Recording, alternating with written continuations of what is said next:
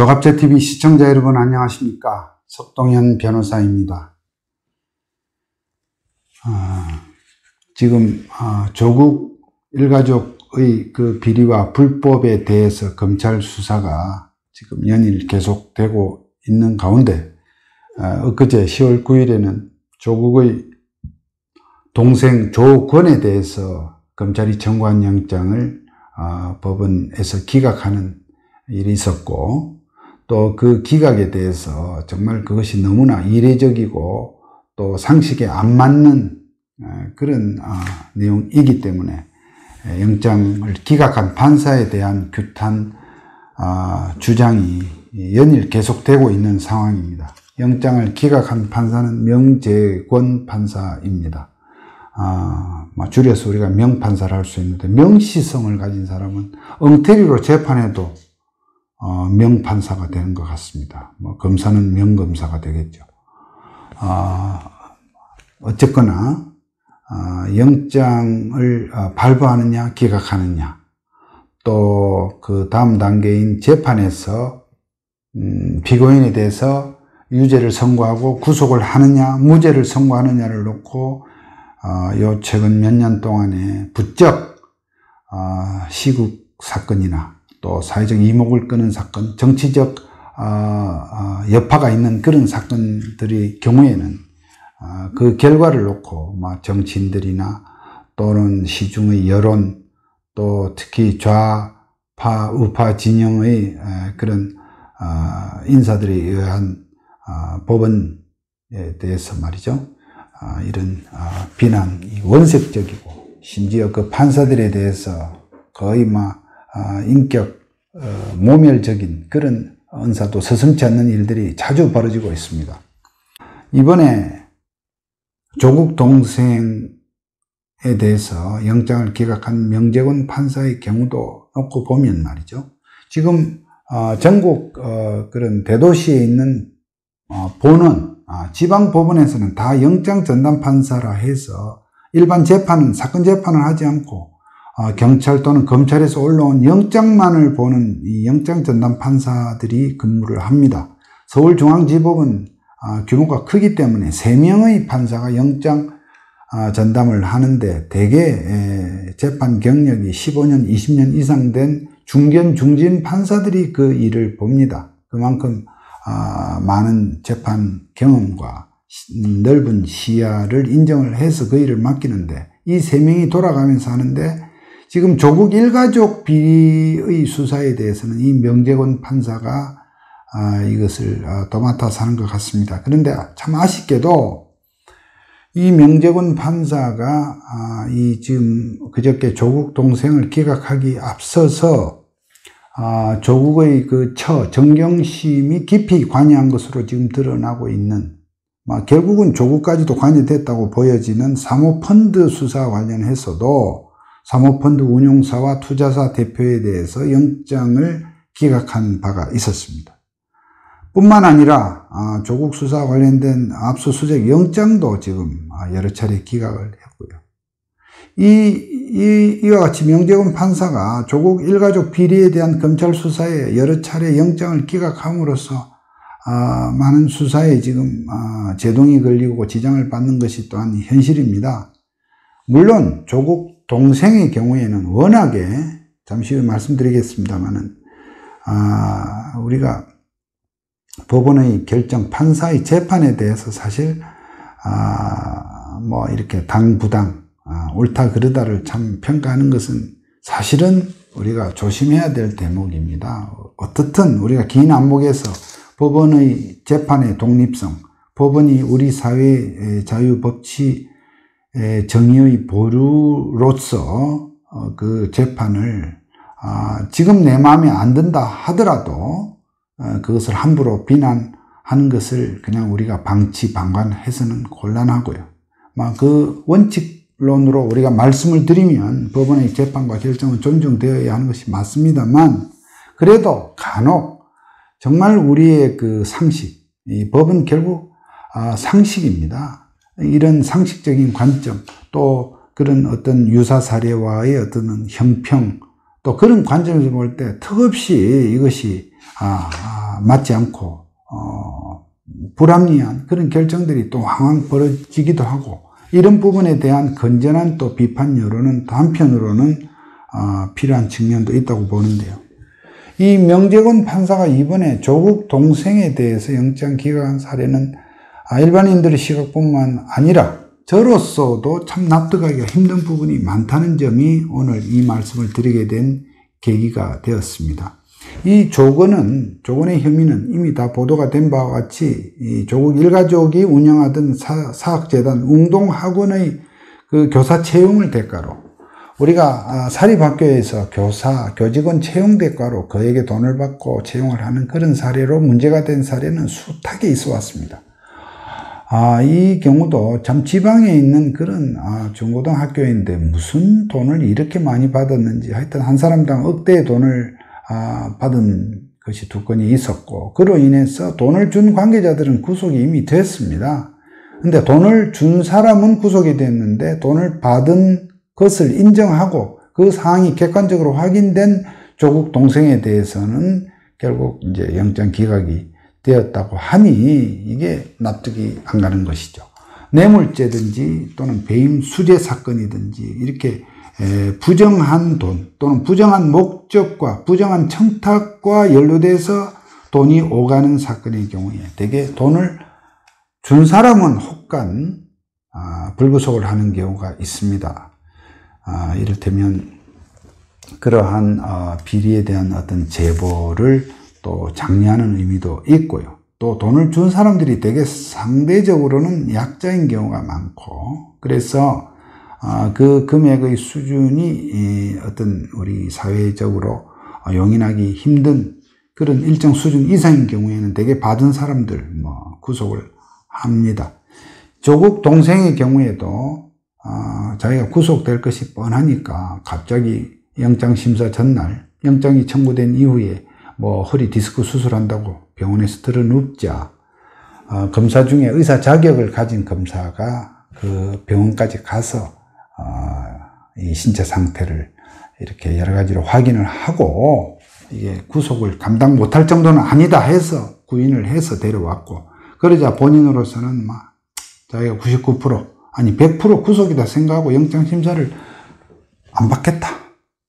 소위 영장 실질 심사를 안 받겠다. 영장 심사라고 하는 것은 대개의 경우 그렇습니다. 영장 심사를 통해서 나는 이러이러한 사정이 있으니 구속이 안 되게 해주시오라고 하는 것이 일반적인 피의자의 태도인데, 이 피의자가 여러 가지 자기가 저지른 일의 그런 내용을 본인이 제일 잘 알지 않습니까? 거기다가 수사의 전후 과정, 수사가 이루어진 배경, 또 자기에게 영장이 청구된 그런 여러 가지 사정에 비추어서 이것은 내가 그렇게 판사한테 얘기를 해도 이건 어렵겠다 하면 되게 이제 심사를 포기를 합니다. 지난 3년 동안에 서울중앙지방법원에서 영장심사를 포기하고, 즉 영장이 청구된 이후에 영장심사를 포기했던 그런 사례가 32건이 있었는데 모두 영장이 발부가 되었다는 것입니다.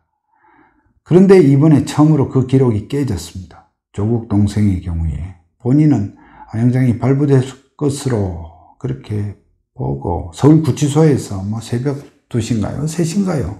그렇게까지 대기하고 있었는데 법원 판사가, 명재권 판사가 좀 납득하기 힘든 이유로 기각을 했습니다. 혐의가 인정 안 된다, 소명이 부족하다가 아니라 다 인정을 하니까 오히려 증거인멸할 우려가 없다. 여러분 한번 생각해 보십시오. 사실은 어떤 절도범의 경우에 내가 훔친 거 맞다, 또 훔친 물건도 있다 하면 사실은 증거가 다 나온 거죠.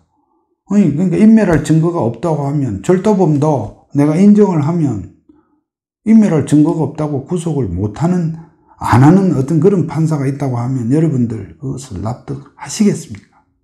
또 혹간 간혹 부인하는 경우가 있습니다. 실제로 나는 이런 잘못을 안 저질렀다, 나는 이런 의도로 내가 어떤 나쁜 일을 한 게 아니다, 정말 나는 잘못이 없다고 생각하는 입장에서 아니라고 하는 것인데도 불구하고 뻔한 것을 거짓말한다 해서 오히려 부인하니까 구속하는 경우도 또 가끔 있습니다. 이 재판이라는 것이 어려움이 있습니다. 그런데 이 조국 동생의 경우에는 어쨌든 그와 같이 혐의를 다 인정을 했고 자기가 그와 같이 가짜 질병으로 또 이 구속을 좀 피해가려고 했고요. 그뿐만 아닙니다. 돈 심부름을 한 사람을 외국으로 도피시키려고 사주했다는 그런 정황도 지금 이번 영장 청구 이후에 들어있는 것 같습니다.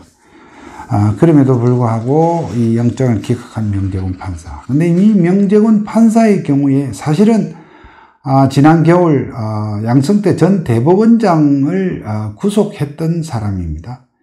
그 당시 전 대법원장의 구속영장이 청구되었을 때 많은 분들이, 저도 그랬고요. 저도 법원 앞에서 그 당시에 대법원장에 대한 구속은 부당하다. 대법원장에 대해서 적용된 구속영장의 비사실이라고 하는 것이 정말 대법원장으로서 직무상 했던 모든 일에 대해서 삐딱한 관점으로 다 문제를 삼는 것이라면 이것은 법원에서 방어권 행사를 위해서 불구속 상태에서 조사되어야 한다는 것이 저의 논지였는데 그 당시 명재권 판사가 영장을 발부를 했고 또 대법원장에 대해서 그 전 단계에서 압수수색 영장을 발부함으로써 강제수사의 물꼬를 텄던 바도 있습니다. 그랬던 명재권 판사가 조국 일가족에 관련된 사건에 대해서는 영장을 모두 기각시키는 이런 결과가 되니까 우리로서는 이것이 그냥 어떤 일과성으로 어떤 사건에 대해서 영장을 기각한 어떤 그런 사례와는 좀 경우가 다르다. 또 명재권 판사에 대해서 우리가 이렇게 비난하는 것에는 이만한 이유가 있다고 말을 할 수가 있는 것입니다. 조국 일가족에 대한 그 비리 수사는 이제 조만간 제가 볼 때는 앞으로 열흘 넘지 않을 것으로 보여지는 정경심, 조국의 정경심에 대한 이 강제 수사로 큰 고비를 넘게 될 것 같다고 생각이 됩니다. 조국의 동생에 대해서도 지금 명판사가 이렇게 기각을 했지만 워낙에 지금 드러난 구속할 만한 이유들이 차고 넘치기 때문에 검찰에서 다시 재청구를 하면 법원에서 영장을 안 내줄 도리가 없을 것이다. 이렇게 생각이 되고요. 더 나아가서 검찰로서는 더더욱 이런 점을 법원의 기류를 감안해서 그때도 명재권 판사가 조국의 처에 대한 영장 심사를 하게 될지는 지켜봐야 되겠습니다만은 조국의 처에 대한 영장 청구도 이제 곧 이루어지면 조국 본인에 대한 수사도 이제 멀지 않았다. 처 정경심이가 저지른 여러 가지 행위들은 결국 조국이 몰랐을 리도 없고 또 그 내용 면에서 이것이 그냥 하나의 그 처의 어떤 개인적인 일탈이 아니라 참 10여 덕이라고 하는 일반 조국도 따지고 월급쟁이죠. 처 정경심도 결국 뭐 무슨 동양대 교수를 했다고 치면 사업을 한 사람도 아니고 또 물려받은 무슨 뭐 재벌의 자식도 아니고 그런 상황에서 이와 같이 10여 덕의 이 사모펀드 투자 이런 부분을 조국 교수가 또는 민정수석으로서 몰랐다고 하는 것은 그건 말이 되지 않죠. 그런 점에서 처 정경심에 대한 이 구속이 이루어진다면 조국에 대한 책임 추궁도 저는 그리 멀지 않았다 이렇게 보아집니다. 어쨌든 이번에 어이없는 기각을 한 것에 대해서 명재권 판사에 대해서 사퇴하라는 목소리가 높아지고 있습니다만 어쨌든 이런 국민들이 이 조국 비리에 대한 일가족의 비리에 대한 수사를 지켜보고 있습니다. 법원은 어떻든 이 기본적으로 이 영장 심사에 있어서 판사의 재량, 판사의 어떤 이 판단의 독립성은 우리가 존중을 하고 보호를 해야겠으나 적어도 국민들의 이런 상식과 또 보통의 평균적 그런 사회 통념에 합당한 그러한 결정을 또 하도록 판사 여러분들께서도 좀 분발을 이 심모 원료가 있어야 될 것이다. 저는 그렇게 생각을 합니다. 어쨌든 이 사태를 계기로 다시 한번 수사팀에서는 영장을 청구하는 경우에 그러한 영장 필요한 여러 가지 어떤 수사에 만전을 좀 기해야 되겠다는 생각이 또 들기도 합니다. 아무튼 조국 일가족 비리에 대한 수사로 온 국민들이 참 많이 참 한심해하고 있고, 이 사태가 빨리 정리가 되면서 이 안정을 찾기 위해서는 조국 스스로가 책임을 느끼고 사퇴하는 길밖에 없다, 이런 생각도 들고요.